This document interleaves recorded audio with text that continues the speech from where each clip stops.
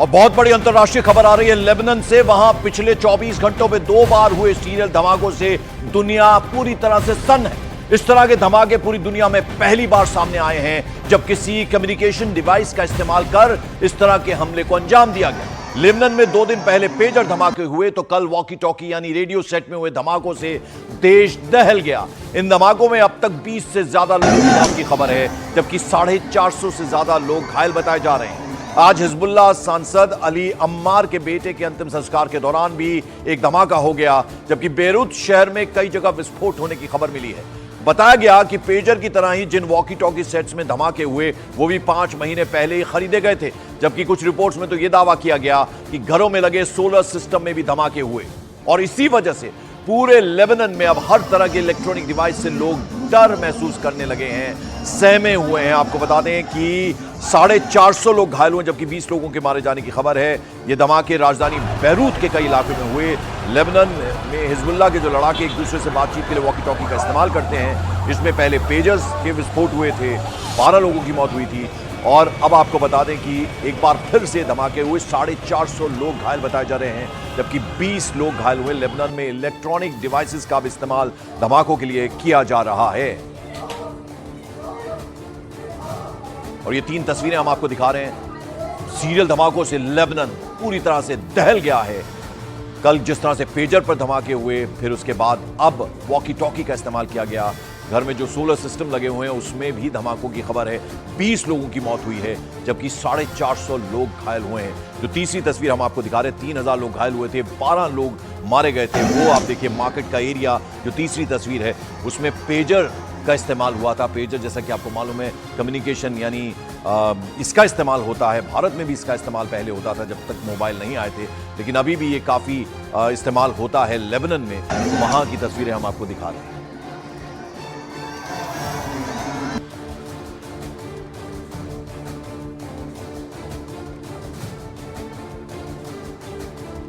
और news agency Reuters के मुताबिक वहां लोगों की जेबों में रखे पेजर पहले बहुत ज्यादा गर्म हुए, उसके बाद उनमें धुआं निकलता दिखाई दिया, और जब तक लोग कुछ समझ पाते, कुछ जान पाते, तेज धमाके होने शुरू हो गए। रॉयटर्स के मुताबिक लेबनान में जिन पेजर में विस्फोट हुए उनको हिजबुल्लाह ने अपने लड़ाकों के लिए ताइवान से मंगवाया था। कुछ महीने पहले ही ताइवान की उस कंपनी ने 5000 पेजर लेबनान पहुंचा दिए थे।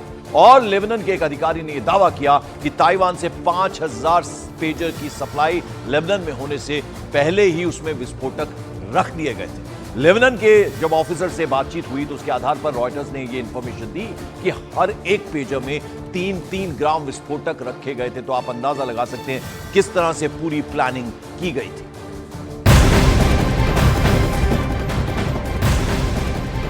और बड़ी खबर आ रही है न्यूज एजेंसी रॉयटर्स के मुताबिक लेबनान के धमाके जो हुए हैं उसके बाद पेजर बनाने वाली ताइवान की कंपनी ने अपनी सफाई दी है। जिन पेजर में धमाके हुए वो उनकी कंपनी ने बनाए ही नहीं है।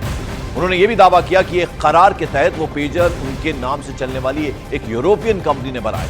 ताइवान की कंपनी ने इंफॉर्मेशन दी कि यूरोप की उस कंपनी में तैयार किए गए 5000 पेजर ही लेबनान भेजे गए थे, और कुछ पेजर ईरान और सीरिया ने भी खरीदे थे। जिस वक्त लेबनान में पेजर में धमाके हुए, ठीक उसी वक्त सीरिया में भी कई जगहों पर विस्फोट हुए। रॉयटर्स के मुताबिक सीरिया में भी 100 से ज्यादा लोग पेजर में हुए धमाके में घायल हो गए, जबकि 7 लोगों की मौत की खबर सामने आई है। सीरिया और लेबनान में हुए पेजर धमाकों के पीछे इजराइल का हाथ होने का दावा किया गया है। हालांकि इजराइल की तरफ से अभी इसकी कोई पुष्टि नहीं की गई है।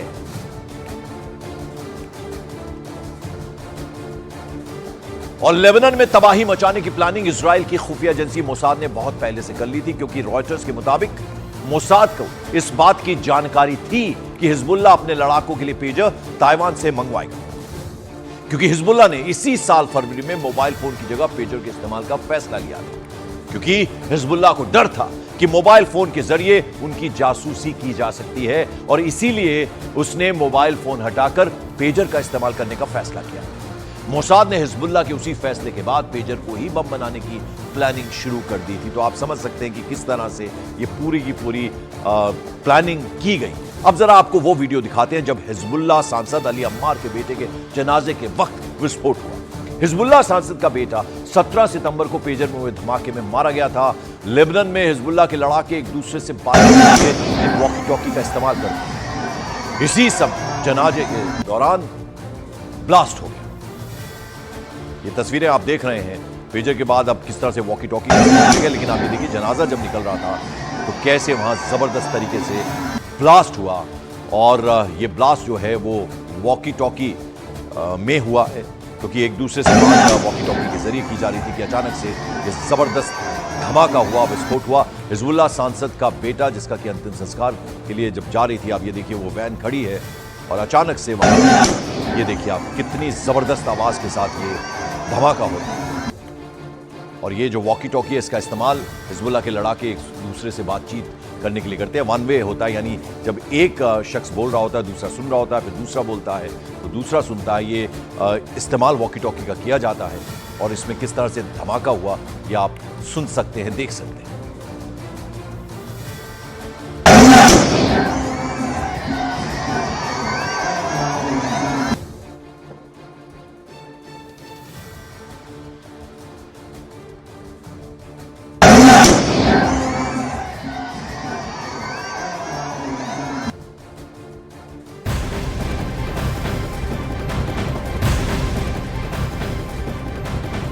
और लेबनान में हुए इन धमाकों के बाद हिजबुल्लाह ने भी बिना देर किए इजराइल पर बड़ा हमला बोला है। हिजबुल्लाह ने इजराइल पर कई रॉकेट दाग दिए। साथ ही लेबनान में हुए धमाकों के लिए इजराइल की खुफिया एजेंसी मोसाद को जिम्मेदार भी बता दिया है। न्यूज एजेंसी रॉयटर्स ने लेबनान के एक अधिकारी के हवाले से बताया कि मोसाद ने ही पेजर के अंदर पहले से छिपाकर रखे गए विस्फोटकों को एक्टिव करके एक के बाद एक हजारों धमाके करवा दिए।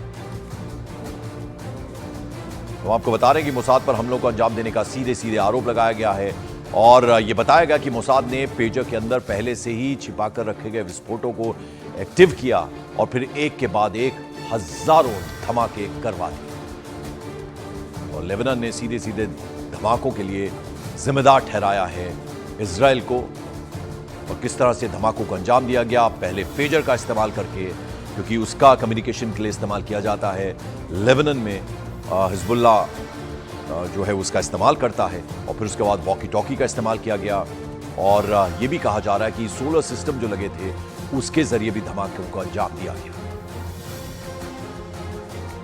तो पेजर में धमाके करके दुश्मन को दहलाने का यह दुनिया में पहला मामला बताया गया है। और इन धमाकों के बाद पेजर दुनिया भर में चर्चा में आ गया है। लोग डर गए हैं, सहम गए हैं, खौफ में हैं। और पेजर मोबाइल की तरह ही एक वायरलेस इलेक्ट्रॉनिक डिवाइस है जिसका इस्तेमाल रेडियो सिग्नल के जरिए मोबाइल एसएमएस की तरह छोटे छोटे जो मैसेजेस होते हैं, छोटे संदेश, उन्हें भेजने और पाने के लिए किया जाता है। पेजर के इस्तेमाल के लिए फोन नंबर की तरह एक कोड नंबर दिया जाता है। उस कोड को डायल करने पर सिर्फ उसी पेजर में मैसेज ट्रांसफर होते हैं। पेजर मैसेज भेजने का बेहद सुरक्षित माध्यम माना जाता है जिसे आसानी से कोई भी सुरक्षा एजेंसी ट्रेस नहीं कर पाती है, लेकिन वो ही जानलेवा साबित हो गया क्योंकि इसका इस्तेमाल धमाकों के लिए कर दिया गया।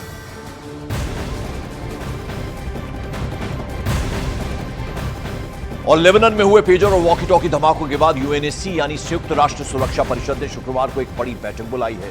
यह बैठक इसलिए भी इंपॉर्टेंट है, महत्वपूर्ण मानी जा रही है क्योंकि इलेक्ट्रॉनिक डिवाइस में धमाकों के जरिए हमले करने का यह पूरी दुनिया में पहला मामला बताया जा रहा है। और अगर आने वाले समय में इस तरह के हमलों से गंभीर नतीजे हो सकते हैं और पूरी दुनिया की सुरक्षा पर बड़ा खतरा पैदा हो सकता है, लिहाजा यह बड़ी बैठक यूएनएससी ने शुक्रवार को बुलाई है।